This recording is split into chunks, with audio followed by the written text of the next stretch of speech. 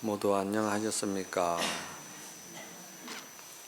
매달 초하루 법문을 보조 스님의 진심직서를 저번 달까지 모두 이제 마치고 이번 초하루는 의상 스님께서 마음의 성품의 세계를 깨달으시고 그 깨달으신 바에 마음의 그 깨침의 노래를 지은 것이 법성계입니다. 여러분들이 어느 절에나 항상 가서 제를 지내든지 행사가 있으면은 이 법성계를 항상 외우면서 돌기도 합니다.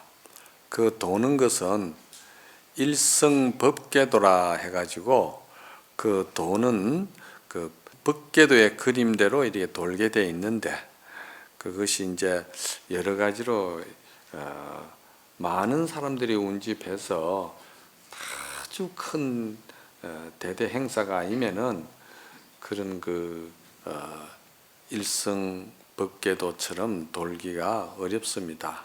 그래서 보통 이제 우리가 탑을 돌든지 이제 법당에 돌든지 이렇게 이제 합니다만은 그것은 참으로 중요한 것은 스스로 자기 자신의 법성, 자기 자신의 자성, 이 마음을 살피고 반조하고 자기 내면의 정신세계를 잘 성찰하고 통찰하는데 큰 의미가 있는 것이기 때문입니다. 그렇다면은 이 법성계가 나오게 된 그 연유가 대방강볼 하원경에 가장 제 초조가 되시는 분이 계시는데 그분이 어떤 분이시냐 하면은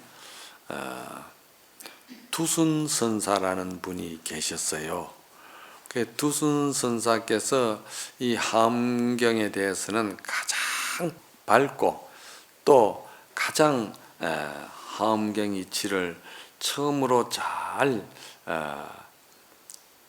이치를 밝혔다고 해서 초조를 두순선사를 말씀을 하시고 그 두순선사의 그 하엄 법맥을 이으신 분이 이제 지엄선사라고 계십니다. 그 지엄선사께서 계실 때 이 해동에 여러분들이 잘 아시는 원효대사 또는 의상대사 잘 아시잖아요. 그래서 원효대사와 의상대사께서 중국에 공부를 하러 가시다가 가는 도중에 원효대사께서는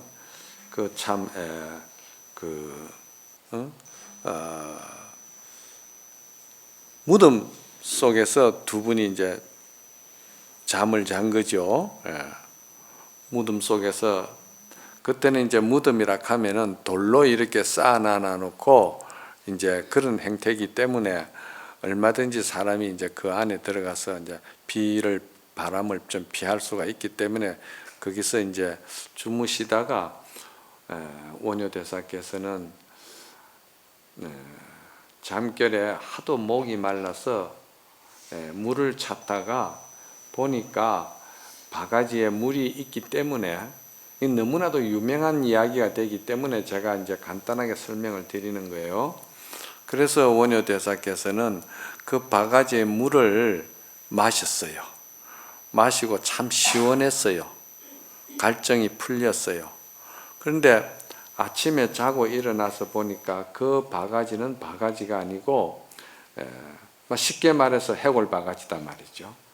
해골이 이렇게 이제 비어가지고 거기에 보니까 모든 벌레와 충들이 그 들앉아가 있고 그렇더라는 것이죠. 그래서 원효 대사께서는 그걸 보시는 순간에 막 토했어요. 너무 속이 미식거워 가지고 그랬는데 그 토하시면서 당신이 이제 깨달으신 바가 있는데 그게 뭐냐? 어저녁에는 갈증이 나서 이 물을 마실 때 너무나도 갈증을 풀어주고 시원했는데 오늘 아침에 눈으로서 이걸 모든 현상을 보고 나니까 마음에 그 끓이김이 생겨서 토했다 이 말이요. 그래서 당신이 생각할 때 어제 저녁에 마신 물이나 오늘 아침에 지금 눈앞에 보는 이 물은 똑같은 물인데 내가 한 생각 마음에 분별심이 일어나니까 밤에는 시원했고 아침에는 저 물이 참으로 고통스러운 마음의 감정을 불러일으키는구나. 그래서 한 생각이 일어나니 천 가지 만 가지 번뇌가 일어나고 한 생각이 딱 이렇게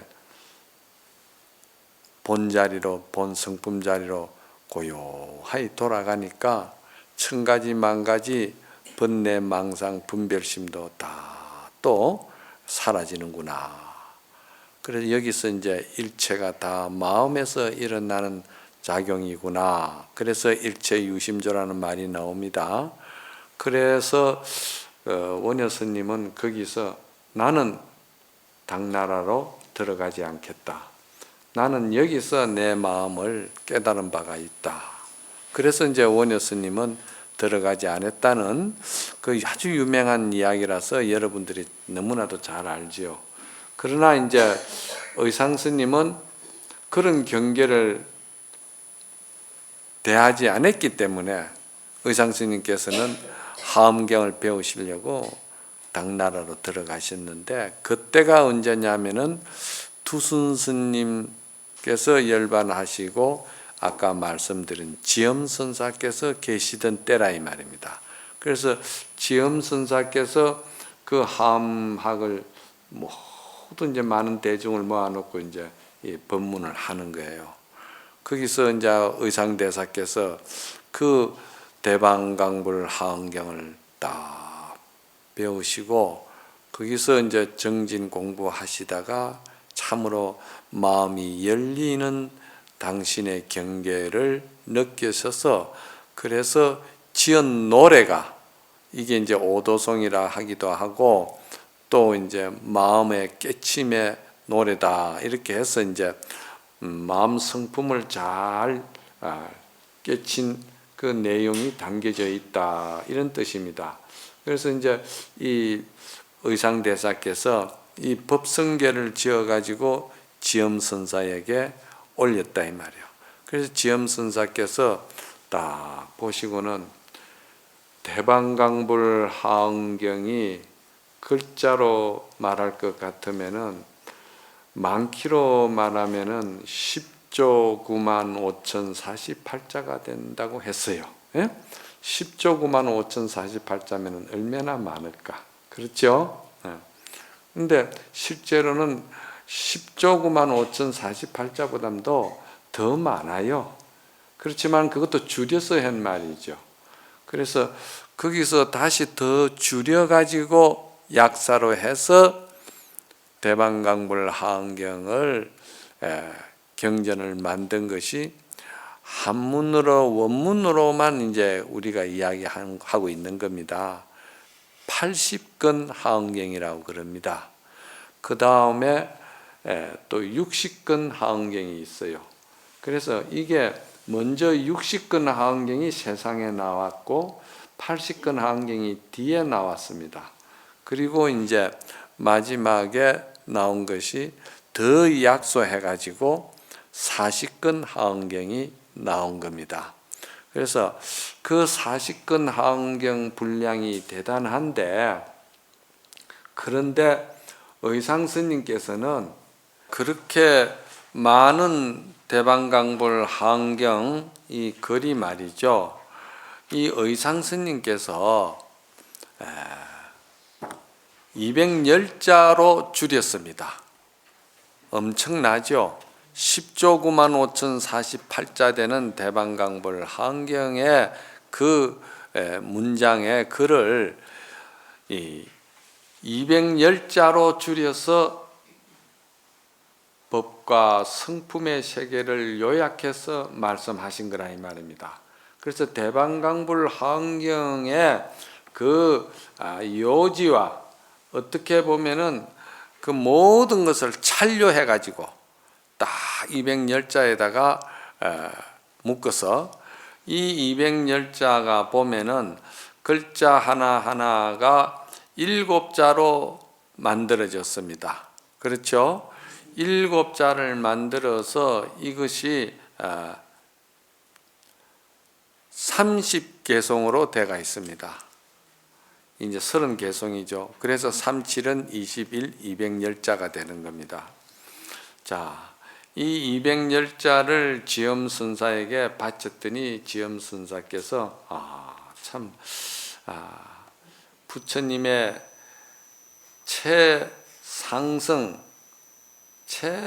최상승의 그 대승법이 중국에서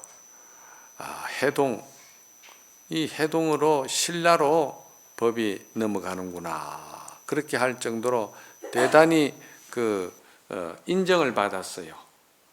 그러면은 이제 우리 의상스님께서 이 지연 이제 법성계를 한번 지금 본문을 들어가서 한번 보도록 합시다. 먼저 법성원룡무의상 이래 돼가 있어요. 그죠? 근데 이게 이제 여러분들을 쉽게 이해하시라고 한글로 제가 다 했습니다. 저는 이게 이제 한글로 읽어도 원문을 다 이렇게 알고 있어요. 이 머리에 다 들어가 있어요. 그래서 이제 여기서 법성원룡무의상이라 했거든. 이 법성이라는 단어를 여러분들이 참 이해하기 어렵습니다. 사실 여러분들 여기 가운데는 이 법성계 내용을 이해하고 이 법성계의 뜻을 여러분들이 충분히 소화시킬 수 있는 분이 사실은 여기 지금 몇 분이 안 될 정도로 여러분들에게는 이것이 좀 무리한 내용입니다. 그런데 그럼에도 불구하고 여러분들은 어느 사찰을 가든지 어느 행사를 가든지 이 법성계가 꼭 등장을 하거든요. 그런데 제가 안타까운 것이 뭐였냐 하면은 어떻게 여러분들이 법성계를 계속 외우면서 돌면서 법성계 뜻은 전혀 모르더라는 것이죠. 그러면서 법성계는 계속 외우고 돈다 이 말입니다. 그러니 그 참 여러분들이 그러한 입장에서 놓여 있는 것이 한두 가지가 아니에요. 때로는 말이지 조석으로 하고 있는 반야신경도 반야신경이 대승경전에 그 5천자 되는 금강경을 줄여서 260자로 그 반야신경이 이루어졌지만 그 반야신경도 여러분들은 외우면서 그냥 반야신경을 외울 뿐이지 반야신경에 담겨있는 깊은 뜻은 대승의 요지를 전혀 모르신다 이 말이에요. 이런 거를 제가 쳐다볼 때 정말 이거 이래도 되는 건가? 너무 안타까워요. 그러면서도 난 30년, 50년 불자고 또 부처님 공부를 했고 그렇다고 하신다고 하면은 이 책임은 누구한테 있느냐 이런 생각도 든다 이 말입니다. 그죠? 그래서 오늘 여러분들이 이 법성계가 매달 이제 이렇게 강의가 시작되는데 이걸 아주 잘 들으셔야 돼요. 이 법성계는 말이죠. 이 우주 생명의 그 관계와 순리와 그 순환을 잘 요약해서 설명해 놓은 것이 이 법성계입니다. 이 법성계를 잘 아시면은 여러분이 알고 있는 이 부처님의 이 대성법이라 하면은 우리 이 마음이 열린 마음의 정신 세계를 확실히 여러분들이 정확하게 알 수 있는 그런 세계다 이 말입니다. 그러니 이 법성계만 잘 들으시면은 부처님의 팔만장경의 가장 노른자가 될 수 있고 핵심이 될 수 있는 이 심법, 마음 심법 세계를 여러분이 알 수가 있다 이 말입니다. 그러니까 잘 들으셔야 되겠죠. 예. 자, 법성원륜 무이상이라 했거든. 여기서 법과 성이 나옵니다. 법이라는 것은 무엇이며 성이라는 것은 뭐냐? 또는 법과 성을 묶어서 법성이라 하기도 하고 그런다 이 말입니다. 그래서 우리가 한문어를 보통 이야기를 할 때는 법성이라 하지만은 그 법성을 단어를 묶어서 법성이라도 할 수 있지만은도 더 깊이 들어가면은 법과 성을 나누어서 그 뜻을 깊이 성찰하는 겁니다. 그럼 여기서 말하는 법은 무엇을 말하는 것이냐? 여러분, 이 천삼나 만삼나 이 우주 법계에 또 이 세상 천지 이 모두 지금 현상에 드러난 가지가지 많은 모양들이 있죠. 지금 눈앞에 펼쳐져 있죠. 지금 봄이 되니까 많은 꽃들도 눈앞에 피어나고 또는 많은 생명들이 오고 가고 또 여러분들 앞에 여러분들 같은 많은 사람들이 이렇게 모양새를 다 가지하고 그리고 이 천가지 만가지 모든 모양들이 다 드러난 것을 갖다가 뭐라고 그런다? 이걸 법이라고 그래요. 이 현상 다 드러난 것을 법이라고 그럽니다. 그러면 여기서 이 현상이 다 드러난 이 법이 그냥 법이 아니고 이 법은 반드시 무엇을 바탕으로 했느냐 하면은 인연법을 바탕으로 해가지고 생하고 멸하고 일어나고 없어지는 것을 법이라고 그러는 거예요. 이해 갑니까? 쉽게 말씀을 드리면은 이 세상에 현상이 있는 모든 것들은 말이죠. 여러분들이 보시다시피 저절로 자연으로 그렇게 돼서 그렇게 해서 그렇게 생겼다가 없어진다고 생각하겠지만은 절대 그렇지 않아요. 모든 것은 다 원인이 있고 그 원인에 의해서 또 그 가운데에 연결시키는 연이 있고 그래서 과가 일어난다는 것이죠. 아시겠어요? 자, 비유를 드릴게요. 여러분들이 볼 적에 예를 들어서 바닷물이 여기 있다. 그죠? 바닷물이 이래 있는데 바닷물은 어떤 연의 조건이 와서 부딪히지 아니하면 바닷물은 항상 명경지수와 같이 고요합니다. 그것은 볼 적에 물인지 거울인지 분간하기 어려울 정도로 참으로 움직임이 없습니다. 이것을 제가 어느 날 가을에 설악산을 가다가 설악산에 이 웅덩이마다 이렇게 물이 담겨 있잖아요, 계곡에. 그런데 너무 맑아요. 너무 맑아가지고 정말 그 물이 너무 맑으니까 그 밑에 깔려있는 자갈 모래만 보이더라고요. 그래서 착각을 일으킬 정도로 착각했어요. 아, 여기 물이 없구나 이 생각을 했거든요. 그런데 그건 잠깐이고 바로 말이지 그 단풍이 설악산 단풍이 툭 바람에 불어 떨어지니까 그 출렁이잖아, 그죠? 물결이. 아, 여기 물이 있구나. 물이 너무 맑으니까 그런 이치를 제가 눈으로 봤을 때 그때도 항상 마음의 세계라는 것도 이와 같구나 하는 것을 공부하는 이는 항상 마음 세계를 갖다가 항상 살피고 있기 때문에 그것이 이제 생각이 돌아가는 것이죠.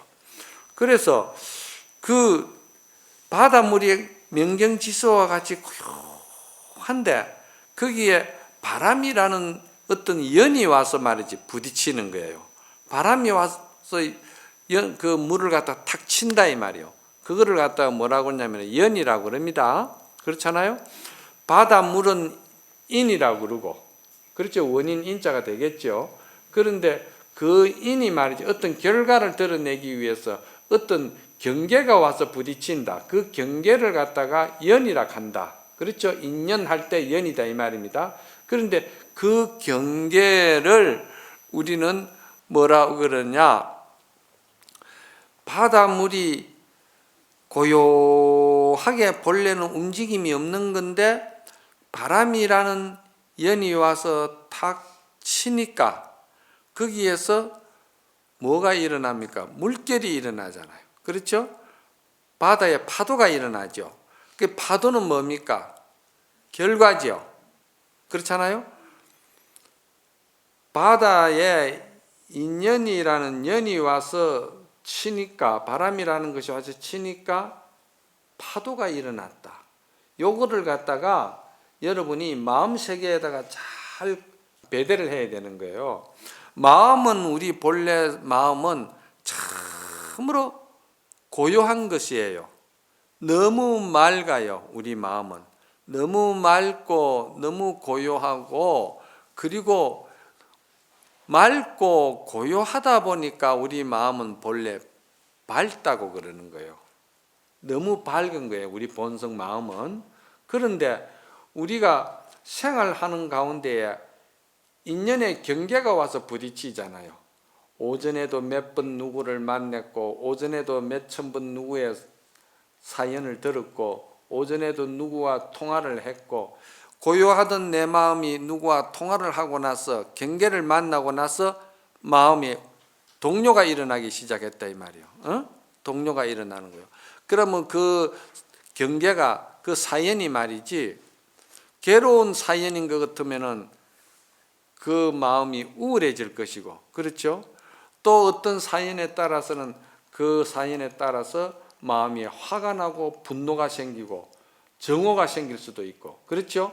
이런 것들이 본래 우리 마음 바탕에는 그런 것이 없었는데 어떤 경계가 와서 부딪힐 때 그 경계로 인해서 내 마음은 어떤 작용이 일어나는데, 그 작용이 그 사람의 지혜에 따라서, 그 사람의, 우리가 쉽게 말하면은 소견에 따라 가지고, 소견에 따라 가지고 그 마음이 지옥이 되기도 하고 축생이 되기도 하고, 또는 말이지 싸움을 하는 아수라가 되기도 하고, 또는 그 사람의 지혜가 정장되고 대단히 공부 심력이, 마음 심력이 넓은 사람인 것 같으면은 그런 경계가 와서 부딪힌다 하더라도 그 사람은 항상 마음은 움직이고 경계를 따라가고 있지만은도, 그러나 그 사람은 분노하고 괴로워하고 고통스러워하고 그러지는 않는다 이 말이요.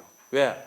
본래 내 마음속에는 그러한 분노와 고통과 축생의 마음이라든지, 그러한 남을 상처 주고자 하는 마음이라든지, 그런 것들은 본래 내 마음 바탕 속에는 그게 없었다는 것을 알기 때문에 그 사람은 차원이 다른 거예요.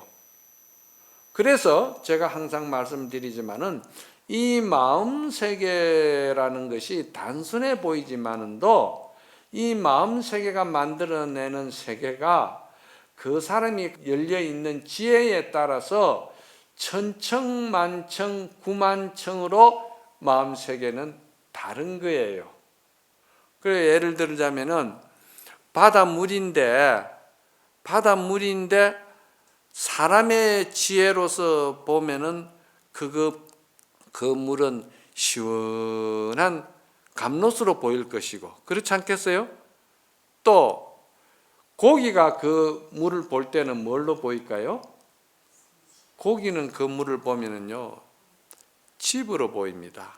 지가 살고 머무는 집으로 보여요. 자, 그러면은 지옥에 들어있는 그러한 귀신이나 그 참혹한 업이 아주 두꺼운 그런 지옥 중생이 볼 때는 그 물이 뭘로 보이느냐? 피고름으로 보인다거든요.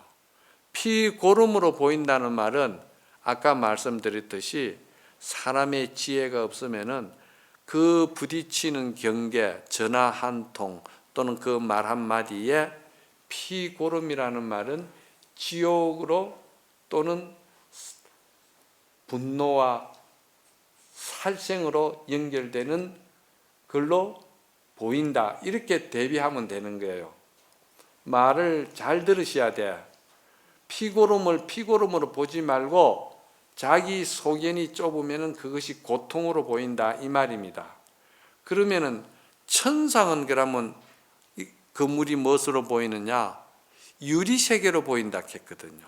이런 말들은 무슨 말이냐면은 다 모두가 마음이라는 성품 하나를 놓고서는 그 사람의 고정관념과 고정관념이라는 걸 잘 아셔야 돼요. 고정관념은 뭐냐면은요, 여러분이 전생 일도 있지만은 금생에 와서 지금 이 나이가 되도록 여러분이 겪은 모든 인간사 사연들이 많잖아요. 그 사연은 복잡다단합니다. 사람의 그 살아온 환경과 정서와 그 사람의 그 마음 쓴 그것에 따라가다 보면은 그 사람이 가지고 있는 그 지혜는 너무나도 다 달라요. 굉장히 중요한 거예요. 그래서 바닷물 하나를 놓고 보더라도 그 업에 따라서 고기는 집으로 보이고 업에 따라서 사람은 물로 보일 것이고 업에 따라서 무엇은 피고름으로 보이는 거예요. 이게 뭡니까? 이게 마음 세계에서 일어나는 일들이다 이 말이에요. 이거 하나만 여러분 잘 들어도 여러분은 행복한 거예요. 여러분은 고통에서 벗어날 수가 있고 여러분은 정말 지혜가 깊어질 수도 있고 여러분은 정말 이 생명세계에 왔다가 정말 내가 많은 것을 모르고 살았구나 이렇게도 생각할 수 있는 거예요. 이거 대단히 중요한 거거든요. 그래서 여러분이 볼 적에 이 꽃피고 새울고 이 모든 행행색색 이 모든 만 가지 형상들이 그냥 자연스럽게 왔다 갔다 하는 것처럼 보이지만 그게 그렇지 않다는 거예요. 전부 다 인과 법칙에 의해서 인과 법칙에 따라서 그것이 이루어지고 멸한다는 거예요. 그럼 여기서 그 인과 법칙은 뭐라고 그럴까? 여러분들이 살아온 정서와 환경과 마음속 성격과 여러분의 인간관계 속에서 이루어진 여러분의 성격 형성 이것이 뭐냐면은 여러분의 마음을 형성시키는 인과가 되는 거예요. 그래서 여러분이 살아오면서 참으로 선행을 많이 했고 또 어려운 사람을 위해서 조건 없이 복을 베풀었다든지 또는 말이지 많은 사람에게 여러분들이 아무 조건 없이 그 어떤 사람의 괴로운 마음을 연민히 여기서 같이 그 마음 아파하면서 그 사람을 위로해서 그 사람의 그 마음을 풀어줬다든지 이런 것들이 말이죠. 전부 다 알고 보면은 여러분들이 짓는 복이요, 공덕이요, 그것이 전부 다 내용적으로 보면 인과라는 게거든요. 이 세상에는 원인 없는 결과가 없고 결과는 그 연에 의해서 만들어진 것이지 연이 없는 결과도 없는 거다 이 말입니다. 그 연이라는 것은 사연을 말하는 거예요. 동기를 말하는 거예요.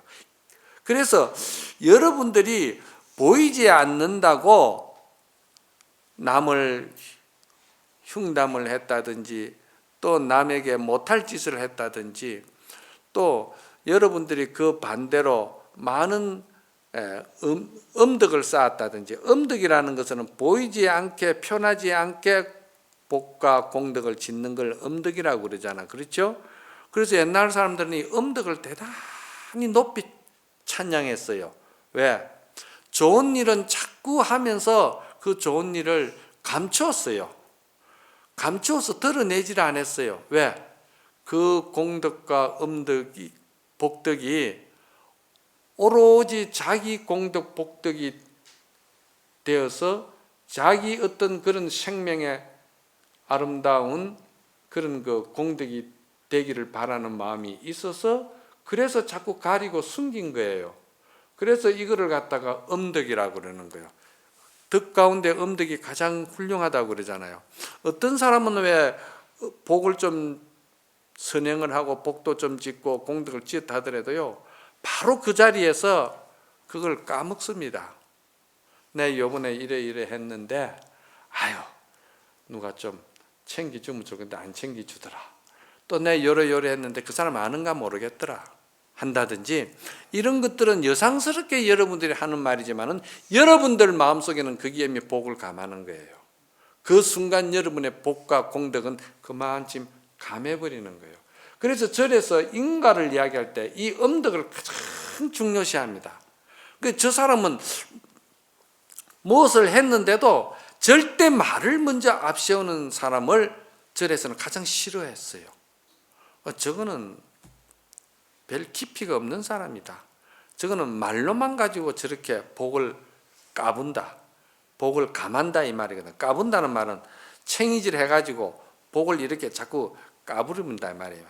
그러니까 이게 정말 엄덕이라는 것은 똑같은 우리가 선행을 하고 공덕을 짓고 하는데도 그것이 대단히 많은 사람들에게만 복덕과 공덕이 되는 게 아니고 자기 자손까지 계속 엄과 복덕이 내려갈 수 있게끔 하는 것은, 그거는 그 자기의 모든 그 공덕과 복덕을 그 가리는 거예요.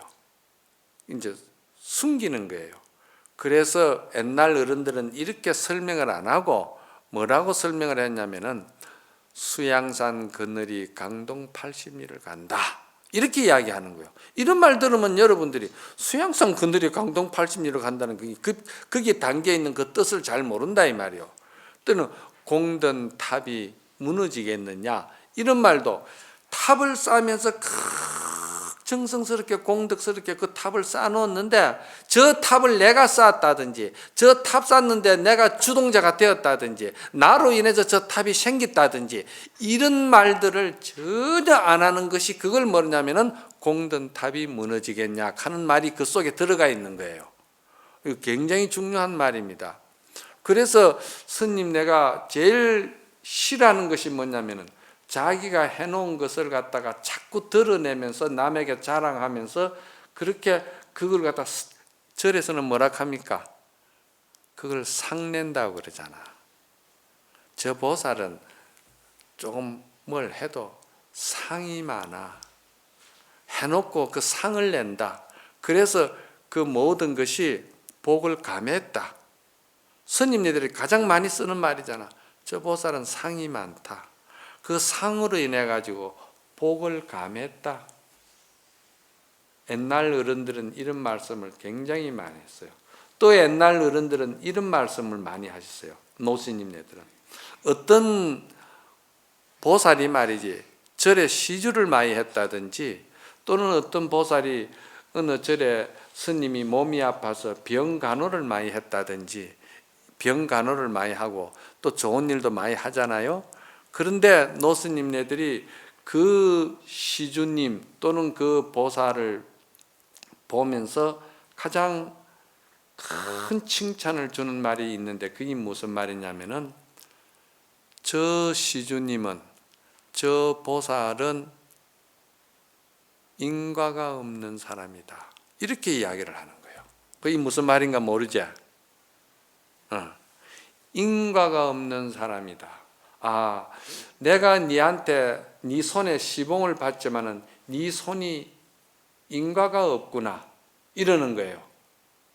이거 옛날 우리 어릴 때는 어르신으로부터 많이 들었는데 요즘은 이런 소리 못 들어요. 그럼 왜 저 시주님은, 저 보살님은 인과가 없다고 하시는가? 그럼 뭔 말이냐면은 그분은 모든 선행을 하고 병간호를 한다든지 또 시주를 했다든지 선행 공덕 복덕을 다 지었어도 그분은 전혀 표를 안 내는 거예요. 전혀 말이 없어요. 그러니까 자기 입을 닫고 있으니까 좋은 일을 했는지 복을 지었는지 공덕을 지었는지 세상에 아무도 모른다는 거예요. 모르니까 그 사람을 뭐라고 하냐면 인과가 없는 사람이라고 그러는 거예요. 이것을 인과가 없다 하는 말은 무슨 말이냐면은 우리 마음의 청정한 자성세계를 조금도 오염시키지 않은 상태에서 순수한 그대로 선행과 복덕과 공덕을 짓는 사람을 인과를 벗어나고 인과가 없는 사람이다 이렇게 이야기하는 거예요. 그런데 옛날에는 그런 분들이 참 많았어요. 저 모친도 그런 소리를 듣는 걸 내가 몇 번 보고 많이 들었어요. 어른 스님들한테.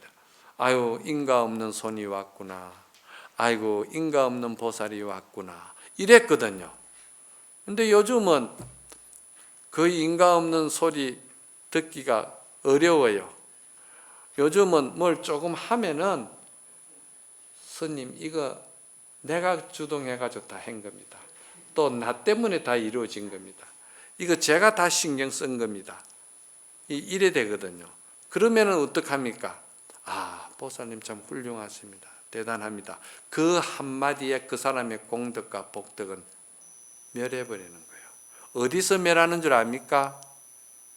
자기 마음에서 멸하는 걸 갖다가 자기가 지혜가 없으니까 그걸 못 느껴요. 그건 멸해버리는 거예요. 아시겠죠?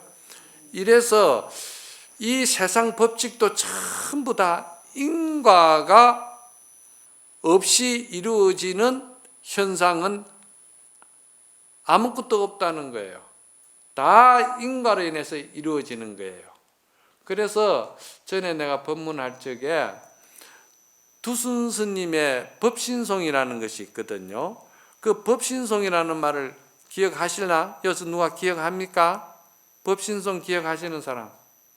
이거 내가 오가에 할 때도 다 강의했는데 그걸 내하고 상관없고 내가 실천할 필요가 없다고 생각하면 다 잊어버리지. 그 당연한 거지.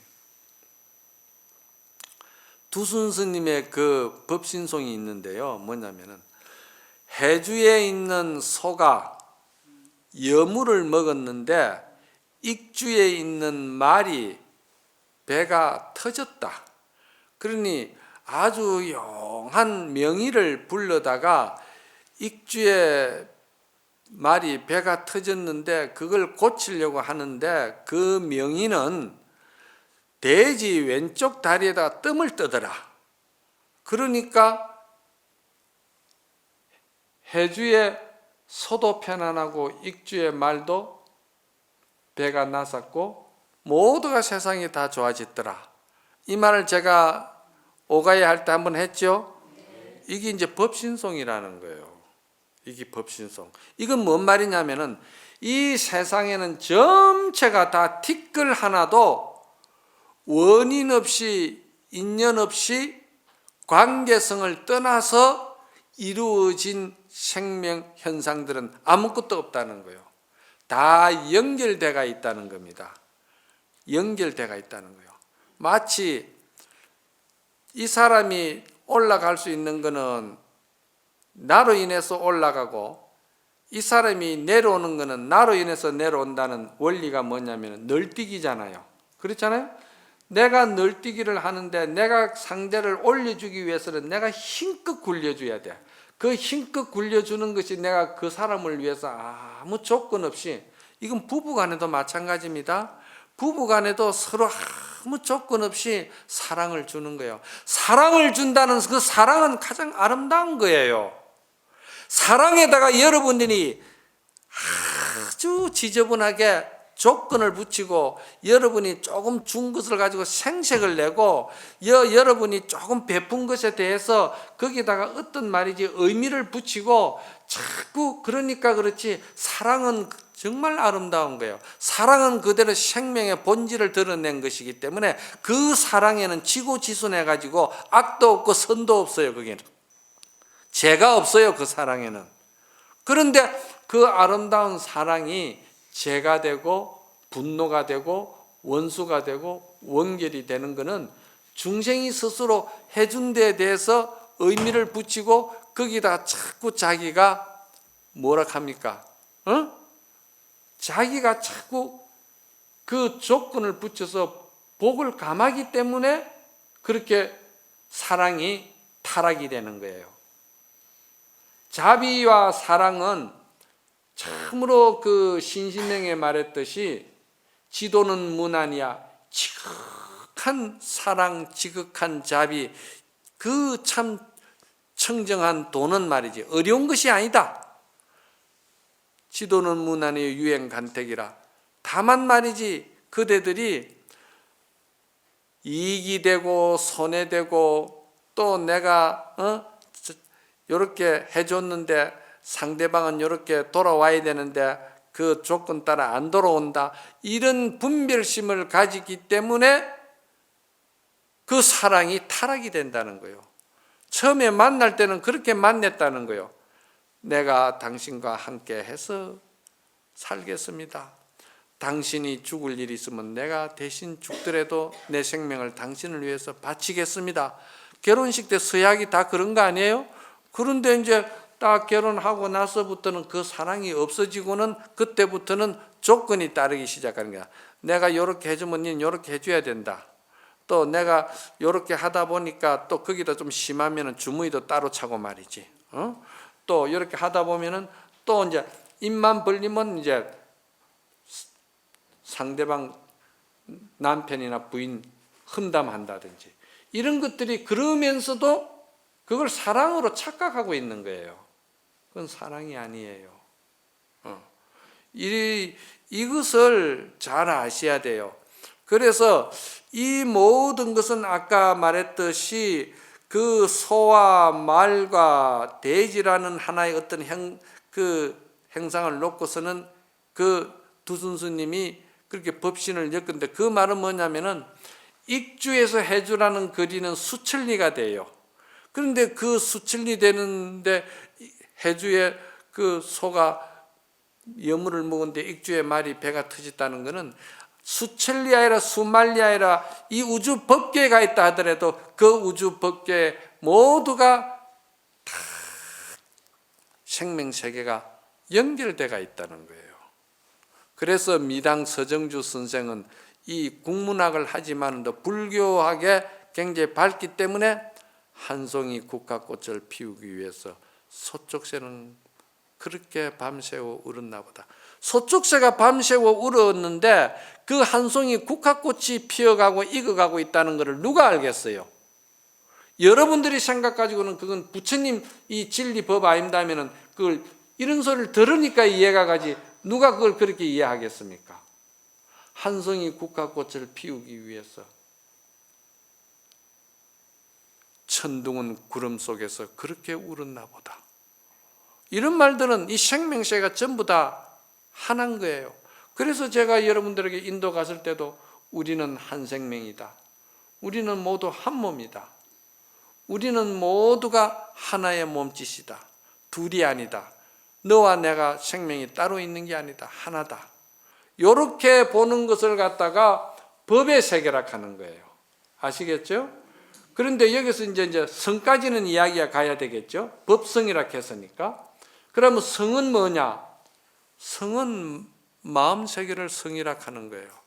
그래서 이 우주 전체 현상 세계를 놓고 이야기할 때는 우리가 법성이라 하고 그 법성의 원리를 갖다가 우리 마음에다 이야기를 할 때는 그걸 자성이라고 그러는 거예요. 이런 것도 이제 알아놓으셔야 돼요.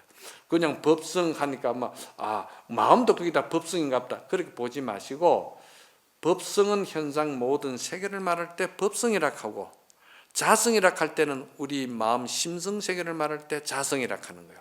그러면 우리 자성은 똑같은 거예요. 법성세계와 우리 자성세계도 우리 본래 청정한 마음은 물 들래야 물 들 수도 없고 더럽힐래야 더럽힐 수도 없고 이 마음은 죽을래야 죽을 수도 없고 이 마음은 끊어서 없앨라 해도 끊어 없앨 수도 없는 것이고 이 마음은 그냥 움직이고 막 동요된다 해서 그 마음이 어디 달아나고 그런 것도 아니라는 거예요. 마음 세계는 우리 마음 참 마음의 세계는 그렇다 이 말이야.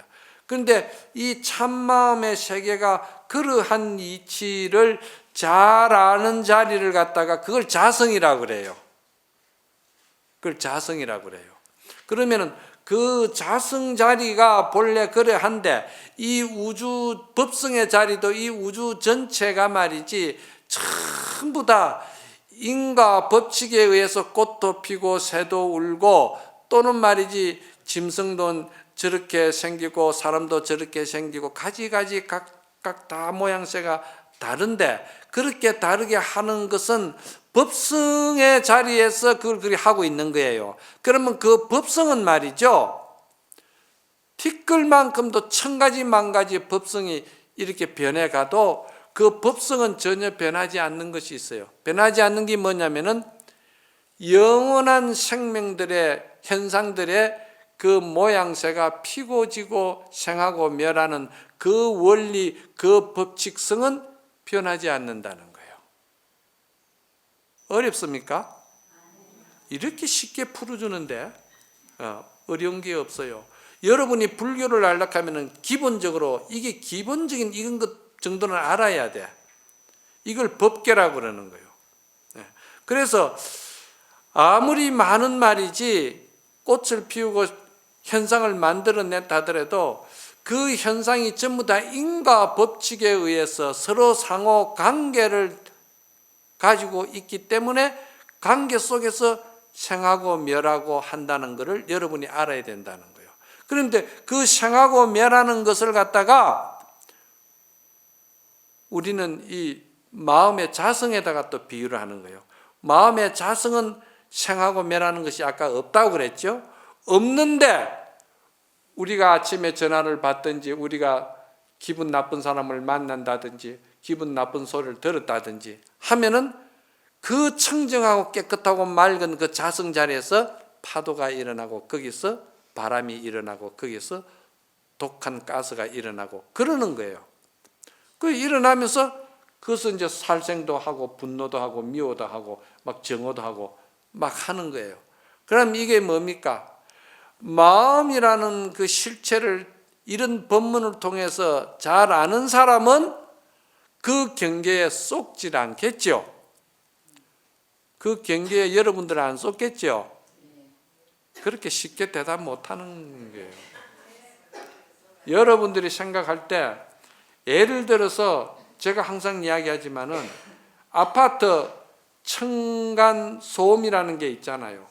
그 층간 소음 때문에 아래층 사람이 올라가고 안 그러면 위층 사람이 내려와 가지고 그 사람들이 무슨 원수진 사람들입니까? 누가 누구를 평생을 서로 미워했던 사람이 그거 아니잖아요. 그런데 아무 물질적인 이해관계에 서로 도적이 되고 누가 사기꾼이 되고 그런 것도 아니잖아요. 그런데 그냥 올라가 가지고 바로 그 자리에서 사람을 찔러 죽인다 이 말이에요. 왜? 그 찔러 죽이는 사람 입장에서 볼 때는 왜 죽입니까? 너가 이 자식은 네가 나를 너무 괴롭힌다 그러거든요. 괴롭혀서 너는 죽을 마땅하다. 내 너 하나 죽여야 되겠다 이 생각하는 거예요. 그런데 이 법문을 자성의 법문을 잘 들은 사람은 그런 작용이 그런 어떤 동료가 일어났을 때 이거는 하나의 경계다. 이 경계에 내가 쏘으면 안 된다. 이 경계에 쏘으면 사람이 사람 탈을 쏘고서는 사람 짓을 못한다. 사람이 사람 꼴이 아니다. 그러면은 이거는 인과 법칙 세계에도 어긋난다. 생명 세계의 순리와 순환과 관계성도 우리가 어긋나는 것이다. 이 생각을 할 거 아니겠어요? 그러면 이 사람이 그 사람을 죽이지는 않는다 이 말이야. 그러면 칼을 들고 쫓아가다가도 멈추는 거예요. 아시겠어요? 이 공덕이 얼마나 크겠어요. 내 자식이 착한 사람이 어느 날 칼을 들고 가서 사람을 죽였다. 부모가 그 볼 적에 얼마나 마음이 아프겠어요. 그리고 그 사람에게 있어가지고는 이런 법문이 들려주면은 그 사람에게는 우리 자식이 저 법문을 들었더라면 저런 일을 하지 않았을 건데 나에게 가장 소중한 자식이 저 짓을 해가지고 내가 그 소중한 자식을 잃어버렸다. 이거 가슴이 얼마나 아프겠어요. 그렇다고 볼 때는 법공량이 제일 큰 거라 이 말이야. 이게 법의 공량이거든. 법공량이 딴 게 아니야. 그러니까 여러분들이 마음의 세계라는 게 천청만청 구만청이라더만은 한 생각 일어나니까 사기꾼이 되고 한 생각 일어나니까 도둑놈이 되고 한 생각 일어나니까 살인자가 되고 그 지경이 되는데, 그러나 마음에는 본래 그런 게 없던 거예요. 없기 때문에 이 사람이 그런 일을 하고 나면 반드시 후회하는 거예요. 내가 미쳤지. 내가 왜 그런 일을 했을까? 그때는 본정신이 돌아온 거 아니에요? 그 본정신이 돌아온 것이 뭐냐? 그게 자성자리를 청정한 자리를 보안자리라, 본자리라 이 말이에요. 그때는 뉘우치도 소용이 없겠죠. 왜? 세상은 세상대로의 서로 간에 법이 있으니까 그 법의 대가를 치러야 된다 이 말이야. 그렇잖아요? 그러니까 여러분들이 법성의 세계도 그와 같고 자성의 마음의 세계도 그와 같다는 것을 여러분이, 이것이 뭐냐면은 법성의 세계를 내가 잘 알고 내 마음의 자성의 세계를 잘 알면은 이 두 가지에 내가 통찰하고 이걸 잘 살펴서 내가 마음의 그 경계에 쏙지 않는 세계가 되는 것을, 그걸 뭐라 하느냐? 그거를 법성원령이라고 그러는 거예요. 내가 이 법성원령 네 가지, 네 마디 한마디 여러분 이해시키기 위해서 이렇게 1시간 동안 이야기한 거야. 그러니까 법과 성에 대해서 내가 너무 잘 안다 이 말이야. 그러니까 법의 인과 법칙의 세계나 내 마음의 인과 법칙의 세계나 둘이 아니고 하나다 이 말이야. 이 이치를 아는 사람은 마음을 어떻게 쓰느냐? 마음을 어떻게 쓰느냐? 복덕과 공덕의 마음을 쓴다는 거야. 복덕과 공덕의 마음은 무엇과 같으냐면은 여러분이 널뛰기 하는 거나 똑같아요. 내가 저 사람을 높이 올려주고 싶으면은 내가 땀을 흘리고 내 에너지를 내가 빼더라도 내가 아무 조건 없이 순수하게 저 사람을 위해서 늘 굴려줘야 되겠죠. 내가 굴려주면은요, 저 사람은 높이 올라갈 거 아닙니까? 높이 올라가면은 저 사람은 자연스럽게 나를 높이 올려주지 않을 수가 없어요. 그게 생명세계의 상호 관계라. 그러면 저 사람이 이렇게 내려오면서 굴려주면서 내가 올라가는 거예요. 그래서 내가 여러분들에게도 항상 마음 쓰는 거, 말 한마디 하는 거, 항상 남을 위해서 덕찬을 해주고 칭찬을 해주고, 항상 누구든지 용서해주고 자비로운 사랑으로 포용해주라. 차별하고 분별하고 이렇게 그래 하지 말아라. 항상 이야기하는 것이 그 인과 법칙을 잘 여러분들이 몸소 체험하라고 그 가르쳐 주는 거라 이 말이야. 그러니까 여러분들이 콩 심은 데 콩나고 팥 심은 데 팥나는 이 인과 법칙, 내 마음의 공덕과 복덕과, 그리고 뭐하는 말이지 부처님의 그 큰 가피를 내가 입을 수 있는 거는 내가 스스로 그렇게 복과 공덕을 짓는 일 쪽으로 마음을 쓰라는 거예요. 이거를 갖다가 여기서는 뭐라 하냐면은 서로가 서로를 생명을 살려주는 상생하는 에너지를 쓰도록 해라. 학술적으로는 그렇게 이야기하는 거고, 여러분들에게는 쉽게 다가가기 위해서 내가 그런 마음을 가지고 상대를 해줘라. 그러면은 그것이 수양산 건네리 강동 80리를 가듯이 그 자손에게 다 그게 비치고 여러분이 다음 생 내생까지 그 공덕이 간다. 내가 항상 그러잖아요. 그래서 법성이다 말이야. 그러니까 이 세상에 법칙도 마찬가지라. 저 나무 한 그루도요, 똑같은 나무 두 그루를 나눠놓고 한 그루에다가 기름을 많이 주잖아요. 그러면 그 나무가 이 나무하고 똑같겠습니까? 다릅니다. 열매가 같아요? 달라요. 여러분의 마음도 그렇고 이 법계의 세계도 마찬가지입니다. 그것을 뭐라고 그러냐? 그거를 선행이라고 그러고, 그거를 복덕이라고 그러고, 그걸 공덕이라고 그러고, 그거를 사랑이라고 그러고, 그거를 자비라고 그러는 거예요. 사랑이 뭐 괜히 사랑이 아니야. 그냥 내 비유에 맞으면 사랑이고 내 비유에 안 맞으면 죽일 놈이고, 그게 아니다라니까. 그래서 법성이다 이 말이야. 세상 밖에 모든 현상이 있는 법의 세계나 내 마음에 일어나는, 내 자성 속에서 일어나는 마음 쓰는 용심이나, 그게 전부 다 모든 생명은 관계성을 가지고 있기 때문에 내가 항상 여러분에게 생명은 하나다. 너와 내가 둘이 안 하고 한 몸이다. 그래서 우리는 전부 다 하나로 연결되어 있다. 요거를 갖다가 잘 아는 거를 법성원륜이고, 요거를 갖다가 항상 상대방을 좋게 말해주고, 상대방이 좋게 그 사람이 생명꽃이 피어날 수 있게끔 엄덕을 쌓는 거를 갖다가 그걸 무의상이라고 그래.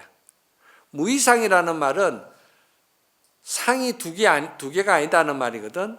상이 둘이 아니다는 말은 뭐냐면은 미워하고 사랑하고 싫어하고 좋아하고 또 죽이고 싶고 살리고 싶고 이런 마음은 전부 다 둘이죠. 그런 둘의 마음이 없다 이 말이야.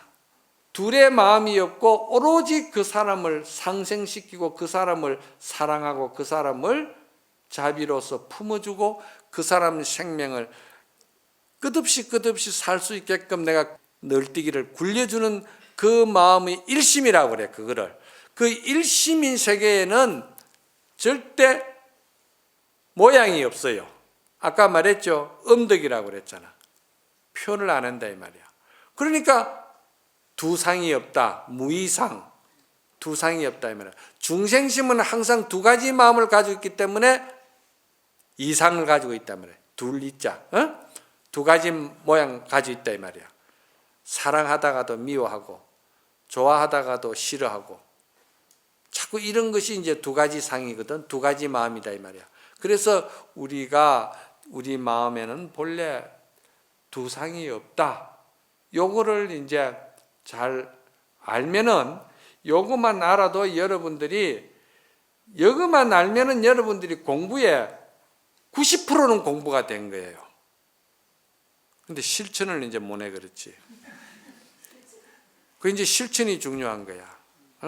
그 실천만 잘하면은 여러분들이 법성원륜 무이상만 제대로 알아도 여러분들이 대단한 부처님의 심지 법문을 알아듣는 거예요. 그 다음에 이제 또 제법부동 본래 정무맥 항상제일체 정지소지 비여경, 여기 이제 4구절이 한 구절이 이제 나가는 게거든요. 오늘 이제 제 법성원륜 무이상 하나만 가지고도 여러분에게 설명을 하는데 지금 시간이 1시간이 지나갔어.